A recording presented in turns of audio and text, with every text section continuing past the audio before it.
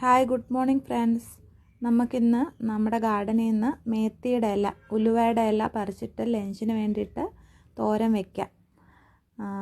ഇത് കുറച്ച് പൂവൊക്കെ ആയിട്ടുണ്ട്, എന്നാലും കുഴപ്പമില്ല. നമുക്ക് തോരൻ വയ്ക്കാനായിട്ട് ഒരു തോരനുള്ളതുണ്ട് ഇതിനകത്ത്. നമുക്ക് മുറിച്ചെടുക്കാമേ. ഇവിടെ മേത്തിയുടെയൊക്കെ സീസൺ തീരാറായിട്ടുണ്ട്. ഇനി ഇത് തണുപ്പ് സമയത്താണ് ഇത് കൂടുതലായിട്ട് ഇത് വെക്കുന്നത്. ഇവിടെ നമുക്ക് താഴെ സ്ഥലമില്ല.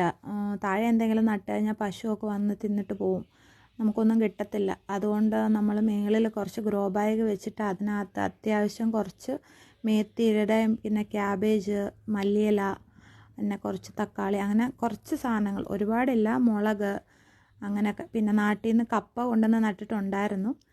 അത് തണുപ്പായതുകൊണ്ടാണെന്ന് തോന്നുന്നു അതിൻ്റെ ഇലയെല്ലാം പൊഴിഞ്ഞു പോയിട്ടുണ്ട്. ഇനി ശരിയായി വരുമോ എന്നറിയത്തില്ല.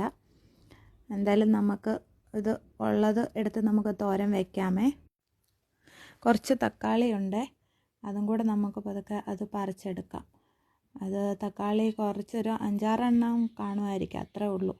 പിന്നെ അത് എന്തെങ്കിലും ഒരു കറിക്ക് എടുക്കാമല്ലോ. നമ്മുടെ ഗാർഡനിലെ തന്നെ അല്ലേ, വിഷമൊന്നും ചാടിക്കാത്തതാണ്. അപ്പം നമുക്കത് ഫ്രഷായിട്ട് അതും കൂടെ പറിച്ചിട്ട് എടുക്കാം. പിന്നെ അത് ഉള്ളിയാണ് നട്ടിരിക്കുന്നത് അപ്പുറത്തെ. പിന്നെ 2-3 പച്ചമുളകും കൂടെ നിൽപ്പുണ്ട്, അതും കൂടെ പറിക്കാം. എന്തെങ്കിലും ഒരു കറിക്ക് എടുക്കാമല്ലോ. ഇത് നാട്ടിൽ നിന്നെല്ലാം കൊണ്ടുവന്ന വിത്തുകളാണ് നട്ടിരിക്കുന്നത്. നാട്ടിലെ വിത്തുകളെല്ലാം നമ്മൾ ഗ്രോ ബാഗിനകത്ത് വെച്ചിരിക്കുന്നത്. പിന്നെ കുറച്ച് ഇത് എല്ലാം കൂടെ കൊണ്ടുപോയി താഴെ കൊണ്ടുപോയി നമുക്ക് അരിയാം. നമുക്കിതിനകത്ത് എന്തെങ്കിലും പുഴുവോ ചിലന്തിയോ എന്തെങ്കിലുമൊക്കെ ഉണ്ടോ നോക്കണം.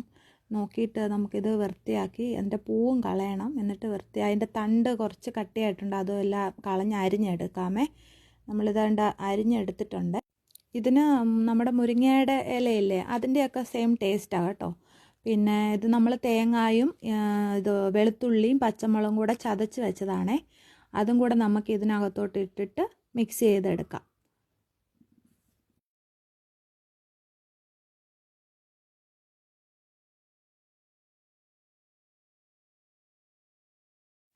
ഇതിൽ മഞ്ഞൾപ്പൊടിയും കൂടെ ചേർത്താണ് ഞാനത് ചതച്ചിരിക്കുന്നത്. അതിനകത്ത് കുറച്ച് ആവശ്യത്തിനുള്ള ഉപ്പും കൂടി ഇട്ട് അതൊന്ന് മിക്സ് ചെയ്യാം. നമ്മൾ ചീനിച്ചട്ടി അടുപ്പിൽ വെച്ചിട്ടുണ്ട്. ഇനി നമുക്ക് അതിനകത്തോട്ട് വെളിച്ചെണ്ണ എടുക്കാം. വെളിച്ചെണ്ണ അതിനകത്തോട്ട് ഇടാം. ഇത് ഇവിടെ ഞങ്ങൾ പഞ്ചാബിലാണ്, അപ്പോൾ അത് കാരണം ഇവിടെ ഇപ്പോൾ തണുപ്പ് സീസൺ കഴിഞ്ഞ് വരുന്നതേ ഉള്ളൂ. അതുകൊണ്ട് ആ വെളിച്ചെണ്ണയൊക്കെ കട്ടിയായിട്ടിരിക്കുക. നമുക്കതൊരു സ്പൂണിലെടുത്തിട്ട് ഇടാം. എണ്ണ ചൂടായിട്ടുണ്ട്, നമുക്ക് കടുക് ഇട്ട് കൊടുക്കാം. അതിൻ്റെ കൂട്ടത്തിൽ തന്നെ നമുക്ക് ഉഴുന്ന് പരിപ്പില്ലേ, ഉഴുന്ന് നമ്മൾ അരി അരയ്ക്കാനൊക്കെ എടുക്കുന്ന ഉഴുന്ന് പരിപ്പ്, അത് കുറച്ചിട്ട് കൊടുക്കാം.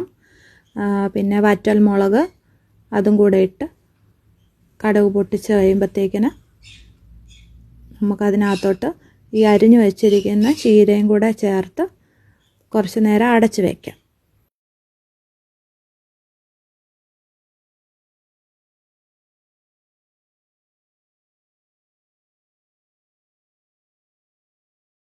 നമ്മൾ അടച്ച് വെച്ചത് ഇടയ്ക്കൊന്ന് തുറന്നിട്ടൊന്ന് ഇളക്കി കൊടുക്കണേ.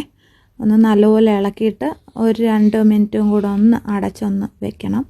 എന്നിട്ട് നമ്മളത് തുറന്നിട്ട് നല്ലപോലെ വെള്ളം വറ്റിച്ച് നല്ലപോലെ ഇളക്കി മിക്സ് ചെയ്ത് എടുക്കണം. അത് കഴിയുമ്പോഴത്തേക്കിന് റെഡിയായി നമ്മുടെ മേത്തിയുടെ ഇല തോരൻ റെഡി ആയിട്ടുണ്ടേ. ഇതെല്ലാവരും ഒന്ന് ട്രൈ ചെയ്ത് നോക്കിയിട്ട് അഭിപ്രായം പറയണം കേട്ടോ. പിന്നെ എല്ലാവർക്കും ഇഷ്ടപ്പെട്ടെങ്കിൽ എല്ലാവരും ഒന്ന് ഫോളോ ചെയ്തേക്കണേ. Thank you.